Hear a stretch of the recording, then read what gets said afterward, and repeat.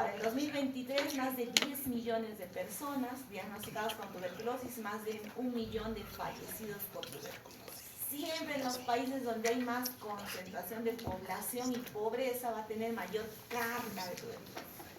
De la India, del África, de China, nunca va a desaparecer la TB, porque hay 3.000 millones de habitantes, pues no va a desaparecer la TB, es demasiado tsunami. Lo que nos preocupa es que la tuberculosis no solamente se transmite la tuberculosis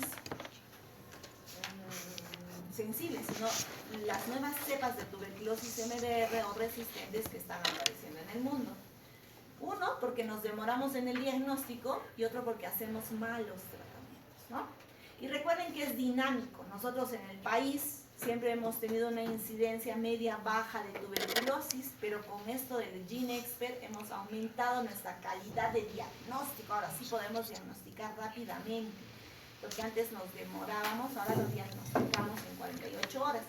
Por lo tanto, tenemos una incidencia media de tuberculosis en relación a la comparación con otros países. Y no solamente tenemos tuberculosis, sino que también tenemos tuberculosis MDR y tuberculosis XDR. ¿Qué significa? Que nos transmitimos cepas de alta resistencia a los medicamentos más importantes de la tuberculosis. Sigue siendo una de las 10 principales causas de morbimortalidad a nivel mundial. Pero si sumamos todas las muertes por tuberculosis, la tuberculosis es la enfermedad infecciosa que más muertes ha causado en el mundo. Si sumamos todo el global de tuberculosis, ¿no? Porque el COVID mató en ese año. Ya no va a matar más, pero ¿cuántos años desde que apareció el humano hasta ahora tenemos sumado la cifra acumulada? Porque, por lo tanto, la TB es la enfermedad que más muertes ha causado en el mundo. Ya. ¿Qué nos interesa saber? Es una micobacteria. Pertenece al reino de las bacterias, pero tiene características especiales en su pared celular que le dan características además de hongo. Y eso lo convierte en una bacteria especial. Si bien es cierto, muere con lejía y cuando tenemos secreciones expuestas al sol y algunos detergentes, cuando nosotros queremos hacer las tinciones, esa pared celular tiene características especiales que les da la ácido resistencia. Son aeróbicos, necesitan el oxígeno para duplicarse. Cada 20 horas se replica la tuberculosis, cada 20 horas. Pero si la tuberculosis se encuentra en un lugar que no tiene oxígeno anaeróbico, no es que va a morir, se va a enquistar y se va a convertir en TB latente, va a estar en una fase latente, no tiene metabolismo activo, no se replica, pero no está muerto en el cuerpo. Tal es así que si me baja mi inmunidad por VIH, cáncer, no como, diabético, ahora que hay biológicos, corticoides, me va a despertar esa TB latente que yo tengo en mi cuerpo. ¿Por qué no queremos dar tratamientos de TB latente? A pesar de que la norma desde el año 2023 ha abierto TB latente para todos, todavía los médicos no queremos dar TB latente. Entonces, la pared celular tiene características importantes. Tenemos peptidoglicanos, arabinósidos, el ácido micólico, que le da esas características de ácido resistencia y hace que la tuberculosis tenga esa adaptabilidad a diferentes medios. Puede vivir dentro de las células, dentro del macrófago y enquistarse ahí. Puede vivir en zonas calcificadas como el complejo de Gón. Puede vivir en el calcium durante muchos años. Tal es así que si yo tengo una lesión exudativa gaseosa, puedo tener en fase enquistada la TBC allí, debido justamente a estas características y a la presencia del peptidoglicano, de esas características que están en su pared celular. Desde que apareció la tuberculosis, igual que el COVID, les decía que es un germen, que es un virus que muta rápidamente, incluso hace resistencias, y ha habido algunas vacunas que no han cubierto las cepas del Omicron, igualito la tuberculosis. Tenemos una clasificación que se llama la clasificación de Rouillon de las micobacterias. En el mundo más o menos se han identificado 120 micobacterias. de esas micobacterias, la tuberculosis es una micobacteria. Una de ellas es la tuberculosis. Cuando yo tengo un BK positivo, dice bacilo de Koch positivo por la tinción Ciel-Nielsen. No me dice qué micobacteria es. Puedo tener varios tipos de micobacterias. Mycobacterium franca, Xenopilatum, Abscessum canepi. Uno de ellos es el Mycobacterium tuberculosis, el lepra, el lepromatosis, el ulcerans, el Kansai, el bovis, tantísimos tipos de micobacterias. Uno de ellos es el Mycobacterium tuberculosis. Pero desde que ha aparecido, el Mycobacterium ha cambiado la genética. No es el Mycobacterium que lo hemos encontrado en los cadáveres de la Primera Guerra Mundial, ha cambiado la genética. Y ese cambio genético le ha permitido adaptarse mejor al ser humano y generar esas cepas resistentes. Tal es así que la última cepa de tuberculosis se llama el Mycobacterium tuberculosis moderna. Así se llama, ese es su nombre. Con esa característica genética de resistencia a algunos medicamentos y le permite adaptarse mejor al ser humano, como que hace, ¿no?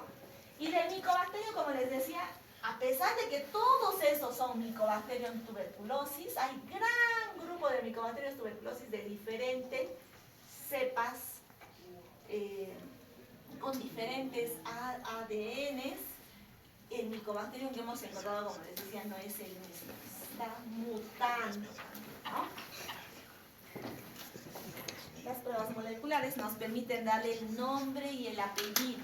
Las pruebas moleculares me van a permitir, como miden ADN y hacen evaluación de comparaciones de ADN, nos van a decir si ese es un Mycobacterium africano, un Mycobacterium abscessum, un Mycobacterium kansai o un Mycobacterium tuberculosis. Por eso en el GeneXpert sale Mycobacterium tuberculosis, complejo Mycobacterium de TB detectado alto, detectado bajo, pero le da el apellido complejo Mycobacterium TB, ¿no?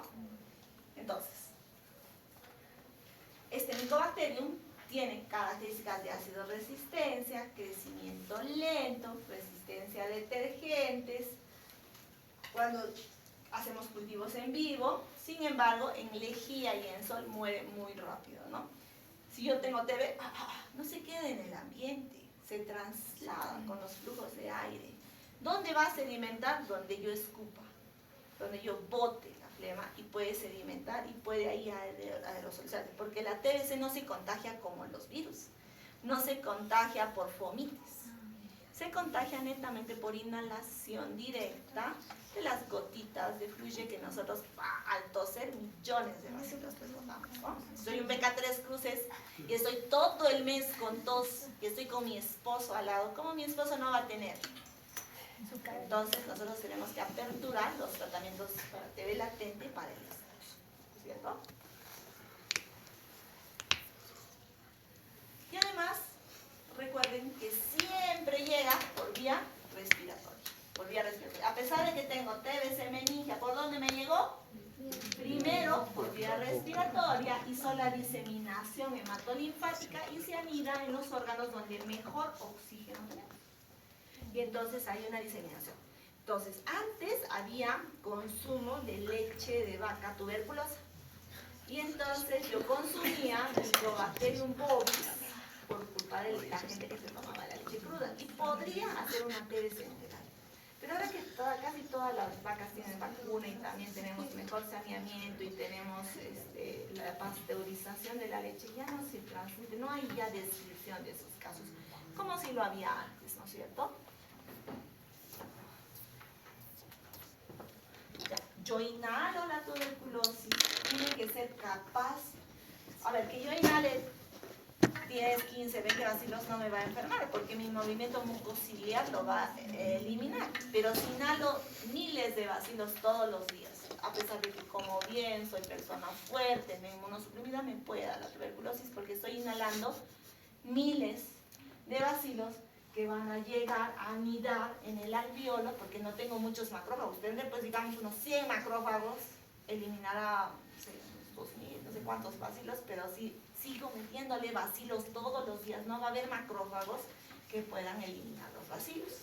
De hecho, si soy diabético, inmunosuprimido, alcohólico, cirrótico, la inmunidad de los macrófagos baja y la tuberculosis se replica dentro del macrófago y muere el macrófago y se liberan miles de otros bacilos de tuberculosis y hacemos un ciclo vicioso. A pesar de que mi inmunidad está bien adaptada, bien establecida, yo puedo hacer enfermedad de TB por la carga bacilar que adquiere. Entonces, yo inhalo la tuberculosis, llega al pulmón, anida en el alveolo, mata al macrófago, se libera más TB y eso va a ir a través de la diseminación linfática a los nódulos periiliares. Después de que va a los nódulos periiliares, ahorita vamos a retroceder a esta lámina, yo voy a tener dos tipos de diseminación. Puedo hacer la diseminación al mismo pulmón, ya sea hacia las bases, formando los complejos de Ranke, o hacia los ápices, formando los nódulos de Simmons. Entonces, y otro pequeño grupo de los bacilos de tuberculosis hará una diseminación hematolinfática y se diseminará a todo el cuerpo. De hecho, cuando nosotros hacemos primera infección es como una pseudogripe. En Perú será pues a los 2, 3, 4 años cuando nuestros papás nos llevan al mercado, en los buses, nuestros tíos tosiendo por aquí, por allá, a Lima, viajamos, obviamente que en cualquier momento podemos hacer. Entonces cuando adquirimos la TB es una pseudogripe, subfebril, es malestar, coriza porque está ingresando, se está replicando el bacilo, pero nuestra inmunidad hace que se detenga la enfermedad. Y entonces, las primeras semanas, a pesar de que está el bacilo, al inicio hice, como les dije, síntomas respiratorios agudos, pero luego voy a entrar en una fase latente de enfermedad. No todos los pacientes que tienen los bacilos van a hacer la enfermedad. Solo vamos a ver, 5% lo hace en los primeros 2 años y el 5% en el resto de su vida. Pero si soy VIH, cada año yo puedo tener el 10% de hacer riesgo de TB. Cada año, ¿no? Y la única manera de enterarnos que nos dio TBC aquí, ¿cuál prueba es? Vengan por ahí, los IGRAS y el PPD. El PPD lo que demuestra es que yo tengo la reacción del bacilo y los IGRAS miden el interferón. Este interferón que ha sido estimulado por los bacilos, esa es la prueba del IGRA, ¿no? Yo tengo que tener la certeza de que mi paciente tiene TB latente. No significa que está activo, pero el bacilo está en su cuerpo. Eso no pasa en otros países, porque en otros países no hay transmisión de tuberculosis. Por lo tanto, los PPDs y los IGRAS ahí tienen que ser ceros o negativos. Y una vez que nosotros hacemos ese complejo, recuerden que los granulomas se van a formar a todo nivel, ¿no? Donde van a haber macrófagos, linfocitos, neutrófilos, células epiteliales, liberación de interferón gamma, factor de necrosis tumoral. Estos dos últimos, por eso nos da fiebre, hiporexia, malestar, disminución de peso, es un síndrome pseudotóxico que decimos, ¿no es cierto? ¿Y dónde va la tuberculosis? A los ganglios, los riñones, epífisis de huesos largos, cuerpos vertebrales, las meninges y los ápices pulmonares, donde tenemos mejores disponibilidad de oxígeno, y el bacilo encuentra un lugar donde hacer una replicación. Como les decía, el PPD, ¿qué significaba en sus siglas? PPD, derivado proteico purificado. Entonces, es Mycobacterium que nos ponen en el PPD. Yo le voy a poner Mycobacterium al paciente, ese es el antígeno, esa es una reacción antígeno-anticuerpo. Le pongo el Mycobacterium y mi anticuerpo va y reacciona y se hace un aboncito con una reacción, porque los anticuerpos han sido llamados ahí. Entonces, ¿qué significa el PPD?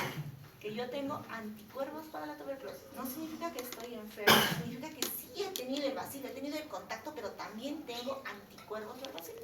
Entonces pasa que todos ustedes se van a hacer PPD y cuando tengan PPD 15, 20, 30 van a venir a neuma y van a decir, doctora, tengo tuberculosis.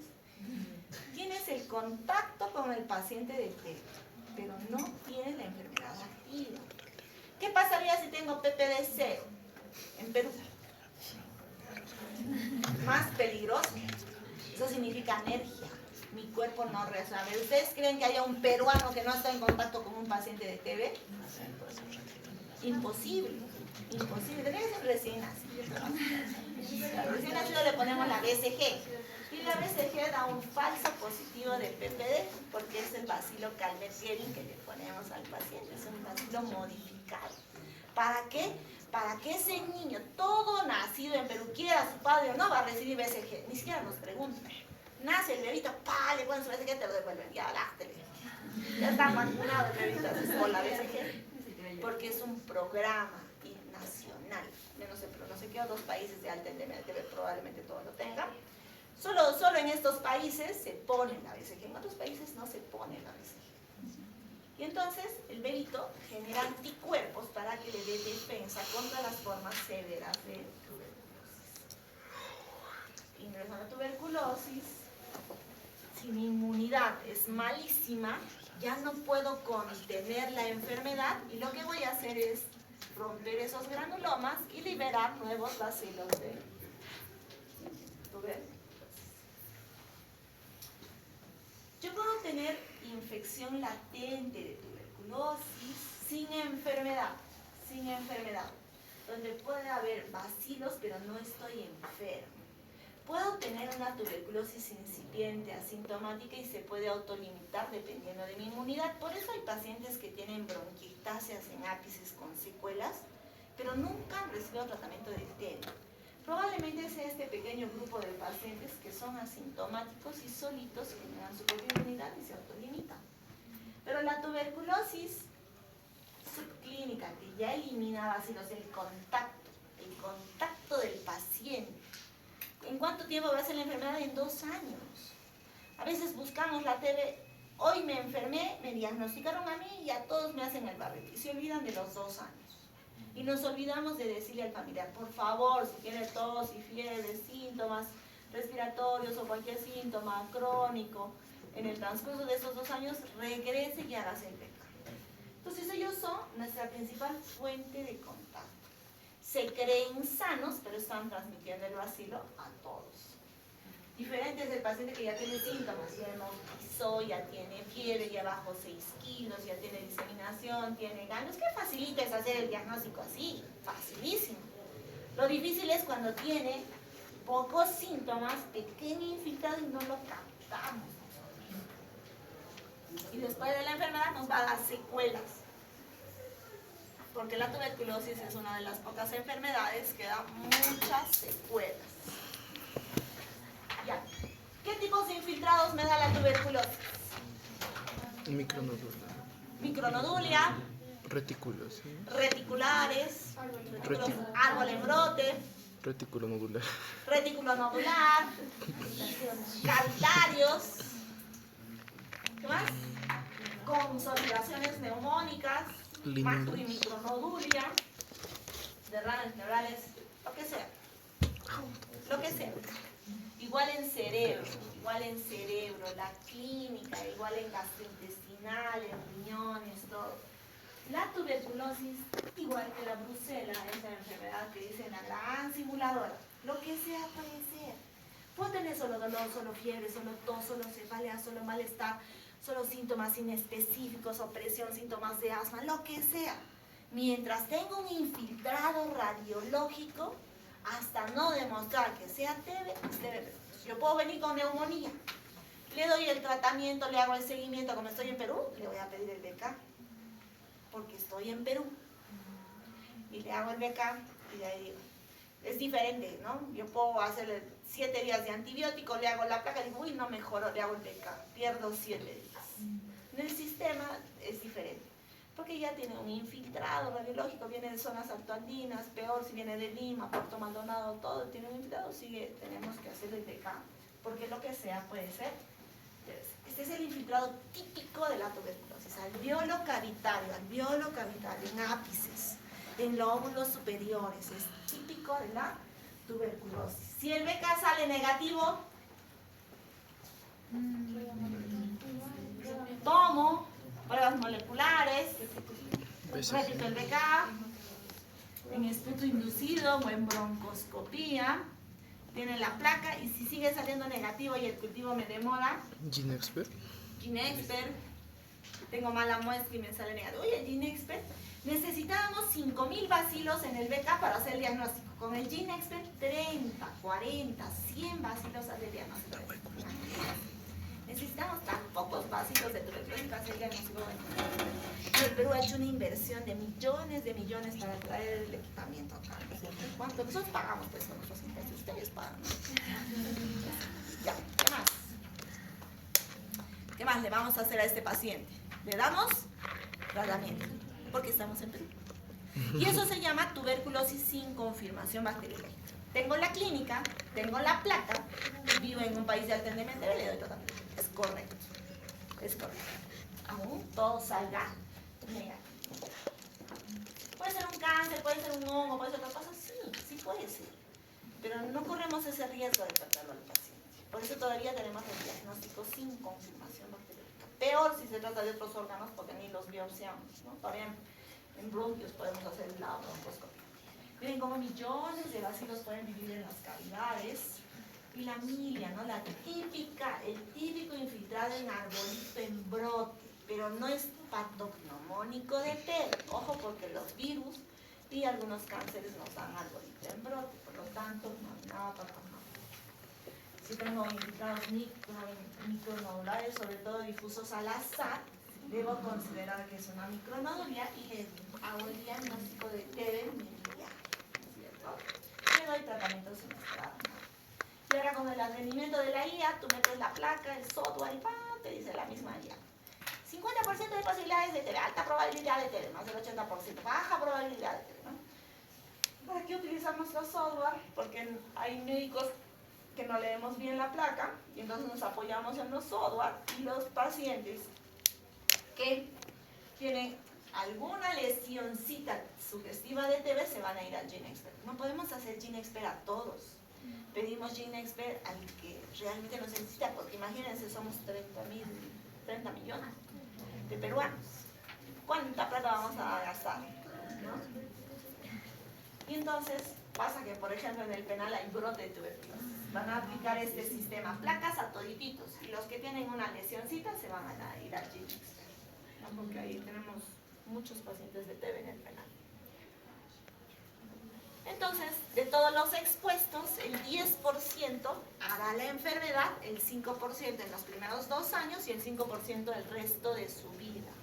Un gran porcentaje no va a hacer la enfermedad por su propia inmunidad del paciente.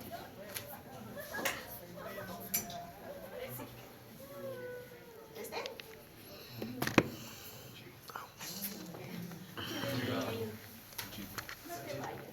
Chifa.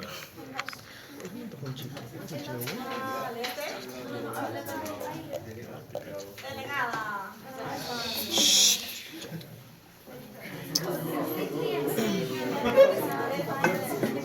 Devuelvan el lapicero.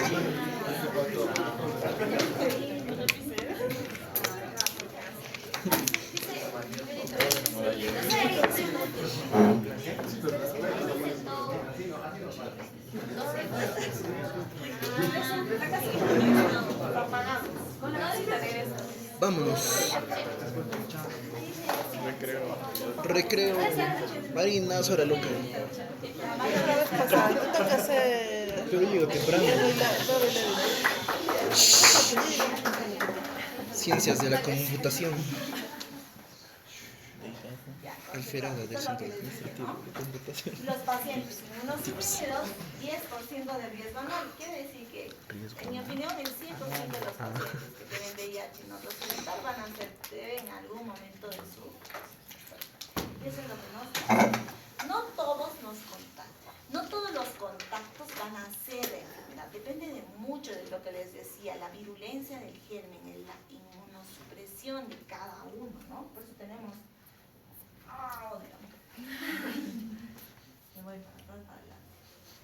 No todos hacen fiebre. ¿Cómo era el sintomático respiratorio? ¿A qué se definía sintomático respiratorio? Más de 15 días. Tos y expectoración más de 15 días.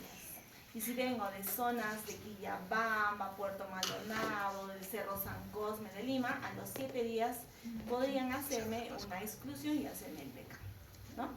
Si tengo una lesión radiológica, sí o sí me tienen que hacer el PK. Es el barrido. Entonces Lima, Socios en Salud, agarra a todos los que pasan por el parque. Ya venga señora, hágase su placa y deje su muestra si es que tiene una lesión. Y así han diagnosticado cientos de pacientes de tuberculosis que no tenían síntomas y que no han ido al establecimiento de salud. En zonas, ¿conocen el Cerro San Cosme de Lima? Todos han ido a Gamarra. Sí. ¿Quiénes han ido a Gamarra? ¿Por qué no van a Gamarra? Todos tienen que ir a Gamarra. Cascapán. En Gamarra, bueno, hay millones de personas que entran que el Cerro San Cosme está por ahí nomás, ¿no? Es horroroso. Son como las favelitas, ¿no? Yo he ido a rotar ahí, me acuerdo, en el programa de tuberculosis y era increíble cómo hay pacientes. MDR, mi tío, mi abuelito, mi sobrino, mi hermanito, mi primera vez, la abuela, años, bolsones de familias viviendo con la tuberculosis que nunca van a sanar. Porque yo sano en este momento, pero si no hago una intervención a toda la comunidad, de nada sirve que yo me gaste $30,000 en la doctora, en darle el tratamiento, cuando no intervengo. Por gusto damos tratamiento. En los penales de Lima, fracaso al tratamiento MDR, fracaso al XDR, fracaso del fracaso del fracaso, ya no saben qué darles, pero hay tanta tuberculosis, ¿no? ¿Qué tenemos que hacer? Incinerar. Eutanasia. O sea, ministros de salud van, no sé cómo hacen, pero me desaparecen a ustedes. El gobierno debería de tener más acción. La técnica ha dejado el riesgo para la salud pública. Deberían de tener dónde poner, no liberar. No todos los pacientes hacen los síntomas, pues por eso no hacemos un diagnóstico. No todos somos sintomáticos respiratorios, nos demoramos. Más de lo mismo. Entonces, todo paciente que tiene síntomas va a ir al diagnóstico microbiológico. Yo le voy a hacer sí o sí una baciloscopía, un cultivo, una prueba molecular. Si yo tengo un paciente, entonces ¿ustedes cómo van a llenar la orden de ese paciente de 27 años, de 26 años? Van a llenar beca en esputo más cultivo más GeneXpert, radiografía sugestiva de TB miliar. ¿Qué va a hacer el laboratorista? Va a decir, uy, esta muestra la tengo, es oro la muestra. Pero si ustedes le ponen beca en esputo, el laboratorista va a decir, ay, me traen 1000 becas en esputo, a mí qué me importa, esta muestra la boto. ¿Y qué me importa si no la proceso? La voy a hacer mal y rapidito a medio ojo, lo veo más mañana, listo. Eso pasa porque nosotros no le damos buena información al sistema, no le llenamos, no ponemos que es diabético, no ponemos que es VIH, no ponemos que tiene un infiltrado radiológico. Y cuando preguntamos, ¿ha ido a cultivo la muestra? No, porque no decía nada la orden. ¿Cuánto tiempo perdemos? Y el paciente se murió. Tiene un BK positivo, se murió. ¿Quién le avisa a la familia? Si la muestra nunca se llevó a cultivo. Y ahí perdemos la oportunidad de hacer contacto. Si no cortamos la cadena epidemiológica de la TB, no, siempre vamos a ser un país pobre, de los pobres y los más pobres. No hay futuro en el Perú, así que espero que todos se vayan. Váyanse chicos fuera, en la medida de lo que puedan. Pero como médicos regresen a hacer campañas. Vengan a atender a los pobres. Campaña cobrada. Pero vayan. Chancha. ¿Qué más? 5 Luego soles de vamos a atención hacer al médico. diagnóstico radiológico, como les decía, hay algunos tipos de tuberculosis cuyo gol estándar solo necesitan la placa, no necesitamos más. En un país como el nuestro, todavía no entendemos, ven cómo nos peleamos entre neumólogos, no entendemos la emergencia, estamos esperando confirmar. Si los especialistas en pulmones no lo entendemos, imagínense los médicos generales, los serumistas, ay, esos son de los cuando uno sale de la facultad, cree que sabe todo, pero se encuentra en la realidad y dice, ¡ah! ¿Y ahora qué hago? Se duermen en clases, se duermen. ¿A quién voy a pedir PPD y IGRA? Yo voy a pedir PPD y IGRA al pediatra. porque en el pediátrico es pausivacilar, es difícil hacer diagnóstico en el pediátrico.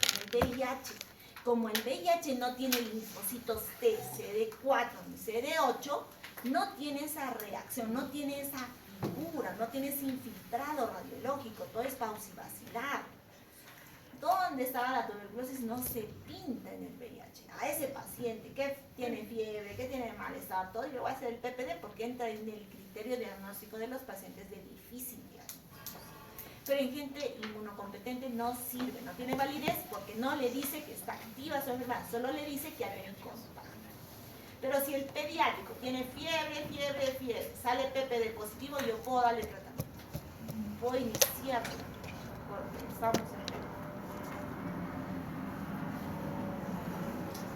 Y recuerden que las pruebas, ahora las pruebas moleculares, miren como el GeneXpert Ultra necesita pocos bacilos por mililitro. 30, 40, 10 bacilos por mililitro. O sea, es tan fácil ahora hacer el diagnóstico de TB con el GeneXpert. Pero ustedes no malgasten el GeneXpert, tienen que priorizar, saber a qué paciente le vamos a pedir. Por gusto pedimos GeneXpert, en algún momento va a decir el Perú, ya no tengo plata, ya no tengo cómo comprar los cartuchos, no les voy a dar más GeneXpert. Entonces hemos malgastado todo el GeneXpert. El GeneXpert, el Genotype, las pruebas moleculares me van a permitir a nosotros identificar bacilos. Luego vienen los cultivos. Y luego, por último, el BK. Si yo dejo una mala muestra y dejo saliva, a pesar de que tengo tuberculosis, necesito, miren, 10.000, 100.000 bacilos para que el BK identifique positivo al paciente. Pero el GeneXpert no, el GeneXpert necesita pocos bacilos, ¿no?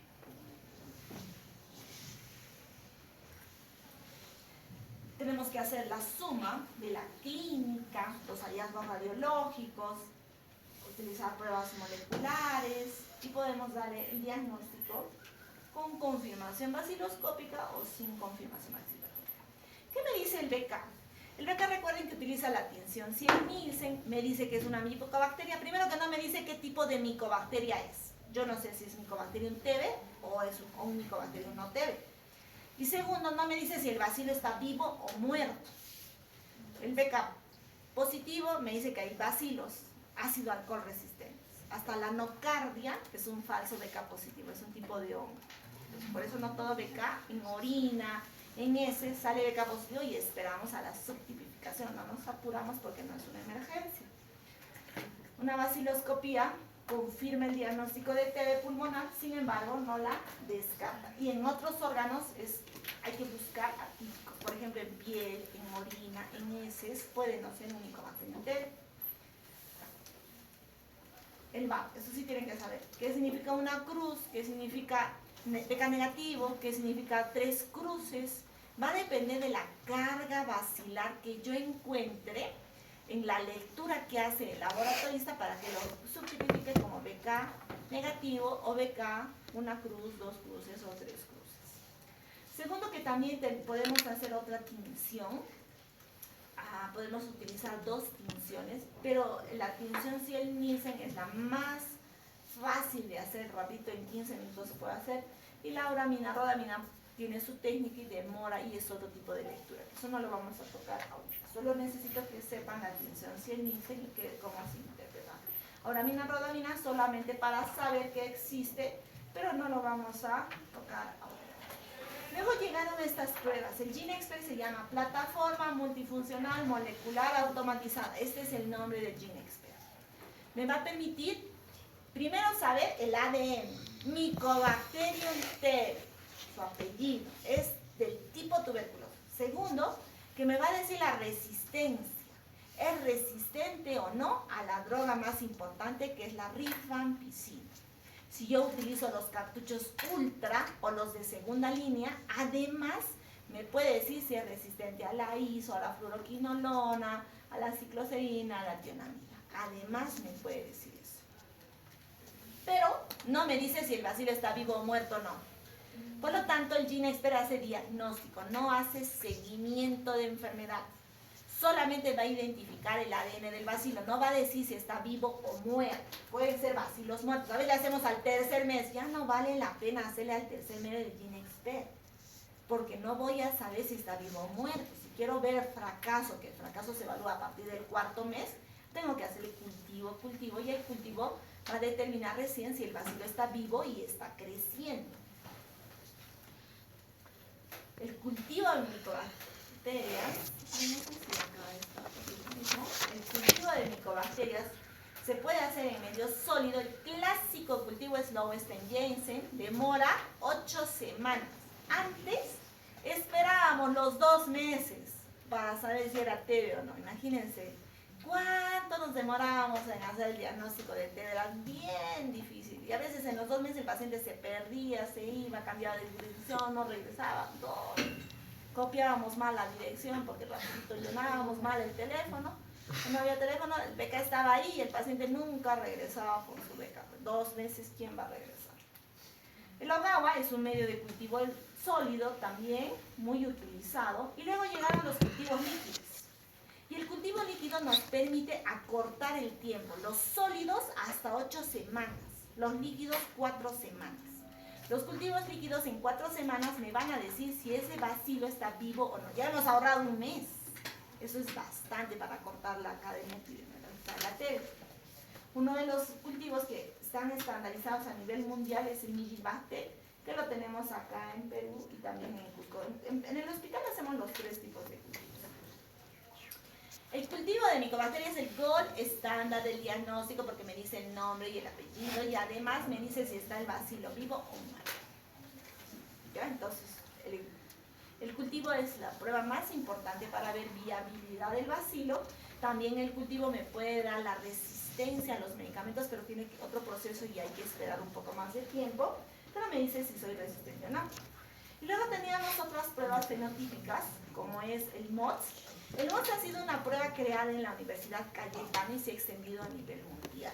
Es la única prueba que han creado los peruanos. Era, en sus siglas, microscopía directamente observada, la susceptibilidad directamente observada al microscopio. Y entonces sembraban los bacilos de tuberculosis en tubos y en medios líquidos, y la lectura se puede hacer de 7 a 14 días. Entonces, del MIGIT, que era 30 días, y el MOTS nos acortaba a 14 días. Y la ventaja del MOTS era que también hacíamos resistencia a RH. Hemos utilizado hasta hace unos 2-3 años bastante MOTS, hasta que llegó el GeneXpert y desplazaron todos los MOTS. Ya, no, pues no vamos a esperar 14 días teniendo el GeneXpert que demora 48 horas. Y además me da la resistencia a R. Imagínense. Se dejó de usar el MOTS, creo que hay algunos sitios más que están usando. GRI, este es otro medio de cultivo líquido, y el Mijibacter, que es el más utilizado hoy por hoy en la estrategia de tuberculosis. Y luego tenemos otras pruebas, como es el GeneXpert,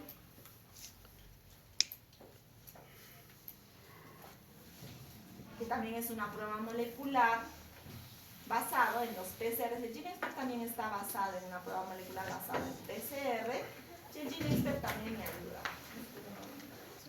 Los TBLAN son como el diagnóstico de embarazo. Son unas láminas, se mete a la orina y es un diagnóstico.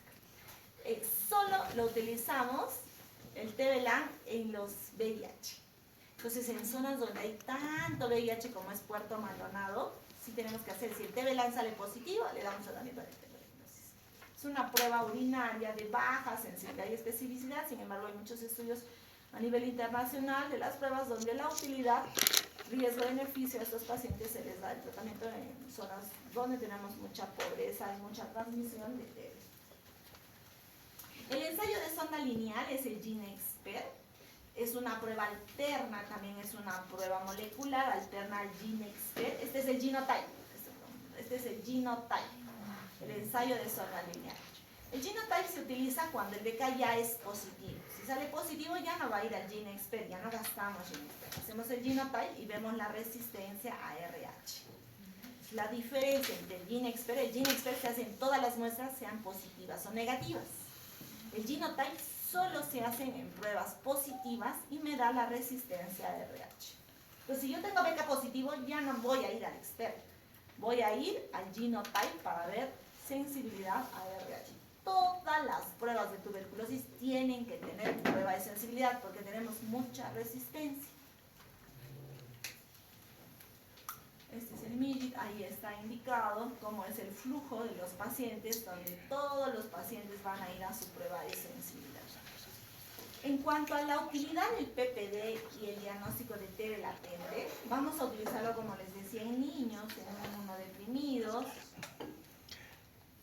La lectura la vamos a hacer a las 48 horas y solo vamos a leer el abón y no el eritema. Hay que saber, tiene una técnica especial porque es la colocación intradérmica, no es subcutánea. Si es subcutáneo, la colocación sale negativo, es un falso negativo. Tiene que ser intradérmico, bien colocado y bien medido entre 48 a 72 horas. Si yo me rasqué, ya fui, porque ya se creció, ¿no? Podría ser un falso positivo también. Al igual que los IGRAS, la TB latente significa que yo tengo el bacilo en mi cuerpo, no tiene replicación, no tiene metabolismo, no crece el bacilo, ¿no? A través de los IGRAS o el PPD. IGRAS, interferón gamma estimulado por el bacilo de tuberculosis. Entre el bacilo estimula mis células, los linfocitos T, y los linfocitos T liberan interferón gamma. Ese interferón gamma es lo que medimos en el IGRAS. Entonces, es muy importante. ¿A quiénes les voy a hacer? A todos los inmunosuprimidos. Por ejemplo, yo tengo lupus y me van a pulsar con metilprednisolona. Si yo tengo TB latente, en unos 2 años voy a hacer la tuberculosis. O tengo artritis y uso rituximab, biológicos, encima ciclofosfamida, más metrotexate, me dan corticoide, todo, tengo una artritis. Y si no me dan mi tratamiento preventivo de TB latente, yo voy a hacer tuberculosis en 2 años. Tengan la plena seguridad y eso nos pasa. Y un paciente que vino el 2011 con lupus, tenía una lesión cavitaria y ahora tiene TB miliar. El 2025, en noviembre, no le hemos diagnosticado sobre qué ha venido al sistema, lo hemos visto en el hospital. Tenía una lesión cavitaria. Nadie le ha oído importancia. Lupus. Han utilizado corticoides y a febrero, unos pocos meses, ha hecho TB miliar. Mal pronóstico, ¿se imaginan? En tan pocos meses. Porque a nadie se le ocurrió catalogarlo como población de riesgo para hacerle el PPD, diagnóstico de TB latente, y darle el tratamiento preventivo. ¿Qué hace el tratamiento preventivo? Hace que esa tuberculosis latente que está, como le vamos a dar 3 meses, ya no haya bacilos viables, todos se enquisten y sean muertos. Diferente es que el paciente tenga un contacto, un primo, un hermano, beca positivo. Yo recibo tratamiento de TB latente hoy día y al próximo año estoy con un familiar de TB, ya no me sirve mi tratamiento latente. ¿Cuánto tiempo me protege el tratamiento de TB latente? Dice durante 20 años. Así que ese bacilo no se reactive. Los IGRAS. El efecto booster es, yo le hago PPD hoy día, sale negativo, y le hago de acá un mes y sale positivo. Por ejemplo, en el desnutrido severo. Entonces, cuando yo tengo pacientes desnutridos severos o VIH con CD4-0, el PPD podríamos tomarlo con pinzas y repetir un segundo PPD para una toma adecuada de decisiones. El PPD versus el cuantiferón. Obvio, el PPD es baratísimo, no cuesta nada. El cuantiferón es carísimo, pero no tiene falsos positivos como el PPD. Entonces, el PPD tiene falsos positivos, primero por la BCG, segundo porque yo puedo manipular la muestra, o no me puse bien o me puse más cantidad o todo, porque es muestra dependiente de quién le pone. ¿Qué vaya a hacer la enfermera? ¿Le puso bien? ¿Estuvo de buen humor o de mal humor? Y así es, pues dependemos, los seres humanos somos así, ¿no? Si estamos de buen humor, hacemos todo bien. Cuando estamos de mal humor, nada, nos interesa y todo como sea podemos hacer. Nos interesa el resto, ¿no? En cambio, el cuantiferón no depende de la lectura, es una única toma de muestra, solo que es caro, pues, 500 soles más se cuesta el cuantiferón, ¿no? Para otros países ya no utilizan PPD, solo utilizan cuantiferón. Bien, chicos, hasta aquí. ¿Quién llegó tarde, Brenda? A ver, pásame la hoja. ¿Quién va a hacer la dinámica del despertar? El lapicero, el lapicero.